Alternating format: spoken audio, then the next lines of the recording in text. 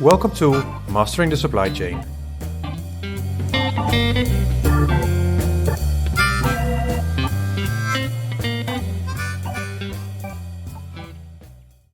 Exploring the fundamentals.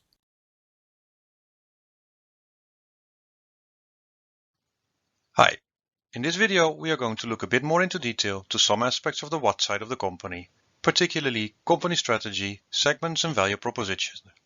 Also, we're proposing a little exercise for you to understand the importance of these aspects for the operations and supply chain of a company. Let's start with company strategy. In business literature, many frameworks can be found. One well-known framework is the one by Michael Porter. He distinguishes two basic strategies, cost leadership or differentiation. Each strategy can be done on a global scale as well as focused on a niche market. Another example is the framework of Tracy and Wiersema. They distinguish three basic strategies. One is, similar to Porter, aimed at cost leadership.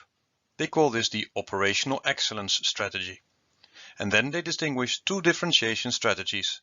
The first one is aimed at having a superior product, which they call product leadership. The other one is aimed at offering superior service, which they call the customer intimacy strategy. What both frameworks have in common is that as a company you have to choose for one dominant strategy and not to try and be everything to everyone. In other words, to avoid what Porter calls to get stuck in the middle.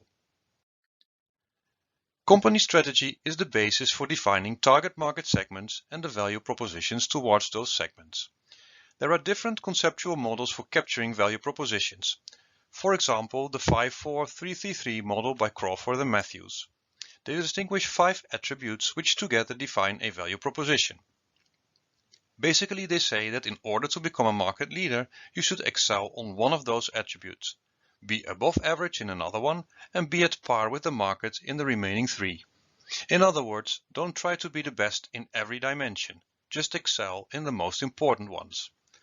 Other frameworks regarding value propositions have been described by Slack, by Christopher, and also by marketing gurus like Kotler. So what is the relevance of this for our operations and supply chain? Well, value propositions are an important input to the design of our operational solutions. Value propositions specify the promise we make to our customer segments and therefore they define what we want our operations to be able to achieve.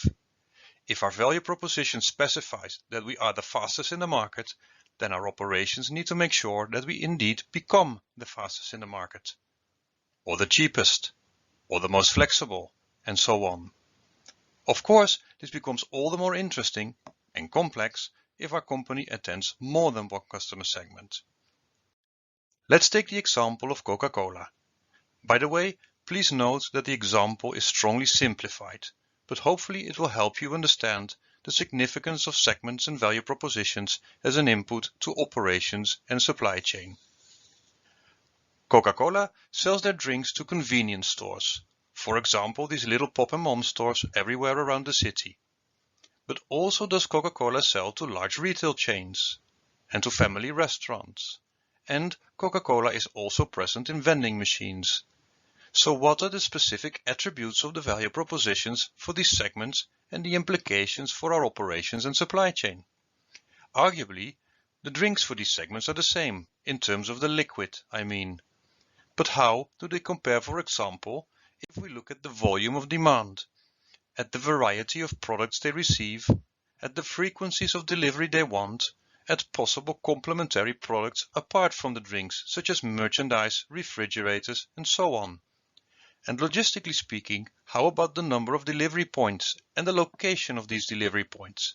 Are they in the city center, or in industrial areas, or in rural areas? And what about complementary services such as repair and maintenance, or taking back the return of used bottles? After this video, you may take some moments to try and complete this table.